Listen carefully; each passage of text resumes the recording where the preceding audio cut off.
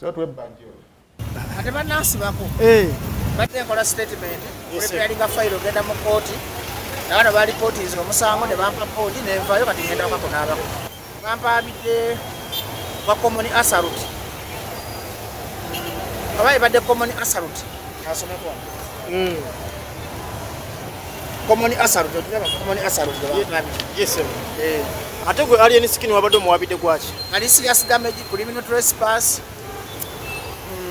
Assault. Ne criminal trespass, malicious damage, assault. Not attempted murder. Yes sir. Our file was preparing against our state. Every day we mark as a file here, the police that's not our state. Ramos na ogenda mu court sagala gogera ko. Osinga kwagala alien yakolere. Ekyo we yava ku police kakati. Wano mu Uganda ebiseera ebisinga omusango guba guli serious.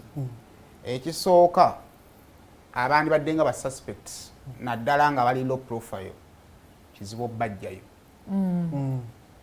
Ibra yavaayo the next day akawungezi.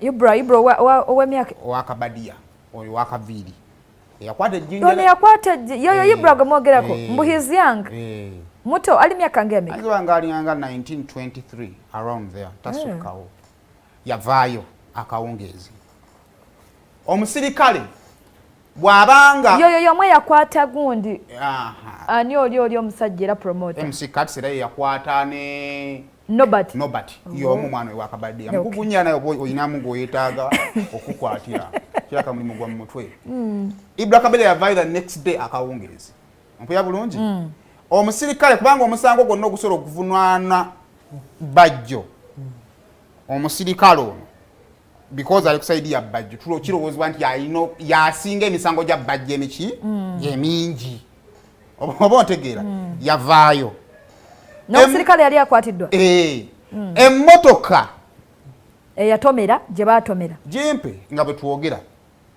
eri kukuba ekola ki eyatomera enjeru ennene eri kukuba ekola ki etambula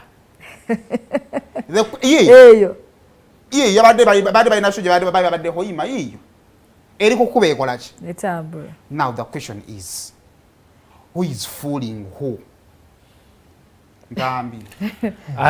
Ekisookera ddala ndowooza no one is fooling the other but tuyinza we can scrutinize ne tuzuula nti bombi basobola okubeera nga baliko abantu ababali emabega ekyo tulina okubeera nga tukiteeka into consideration given yes bayinza okubeera nga muntu sekinnoomu oba the agency given all those circumstances nti biri unusual abantu with a common cause yes with a common cause okiraba batambula n'emmotoka mmeka eno alini akazimba emmotoka gye yakazimba awo yes nti sayimo akalabako ssatu yes nti mu kifaananyi ekinene tugenda kwesanga nga bino byonna bye twogera tukottokera busa nti tuba tufunye situation ng'eyo it is the right time okubanga musettinga a precedent watabawo omuntu anenyezebwa oba avunaanibwa mu situation eyo kigenda kusigala nti nayo tunaakola ki bali bagundi bakola kiri walabe kyabatuukako you understand so the authorities nazo zino kubanga zinenyezebwa at the end of the day because they are the custodians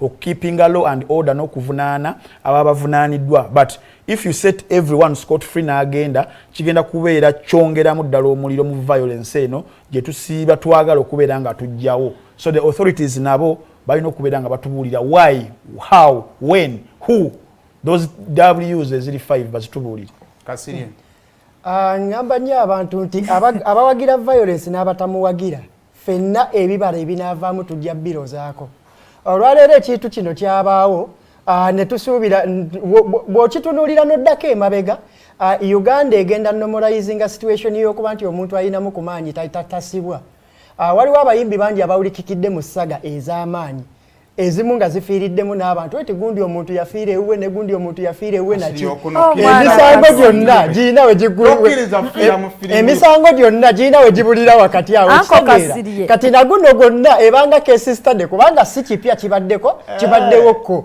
kati bwe kibanga giri egyagenderamu ne ku bantu gyakomaawo naguno ne gujja ne gukomaawo kitegeeza tuba tulina bwebuulirizinga ffe kitegeera kubanga kiba kiki nakugambye nti nga tetunnakomerera kino ekiriwo results ze tufuna kati root cause ezivuddewa kubanga olaba sayimo abayimbi bakoze ku bantu efujjo abayimbi badduse mu contract nga tezinnaggwako abayimbi bakoze kati Uganda yegenda tuuka ekiseera nti bw'ofunamu kulinnya ne bw'okola omusango tewali kikola kikibaawo naye nange nzikiririza wamu naawe nti wandibaddewo consequences ezisetinga precedence kubanga ga amazima Machi azinze nga muntu nze nja kyogera luno eti alien skin ng'omuntu namwagala naye kyonna kye baakozesa ekikyamu okuddamu ekikyamu kati bwe tubanga twagala okushapinga society obulungi wateekeddwa okubaawo consequences eyandikirowoozezaako n'amanya nti consequences zezisobola okukola ki okujja ku sayidi zombi okitegeera anko Kasiri oli otya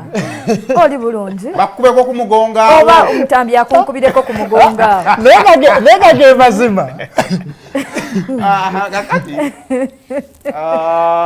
byonna tubyogera omuntu agenda buuza ekibuuzo Kasiri olinawo okutte omusajja we n'omukasuka mu gaapu awo bonna abayimbi big size bebe kula ukot him yagamba omuntu alina omulambo mu compound ye bw'omulabanga mutye he was referring to Chameleon sirevoyo ebira sijja byo nga nja bumba muwanda bigambo ki omusajja wamu abasajja boogedde nga omusajja yalya ne mugaana waliwo omuntu wa bulijjo asobola okukuba essimu n'awona omusango bwe gutyo ekyokubiri bulijjo bajji batugamba mbega nga naye yeewakana ng'agamba bampaayiriza ekibuuzo simu ki eyinza okuba nga yaleetedde ababiri atalina musango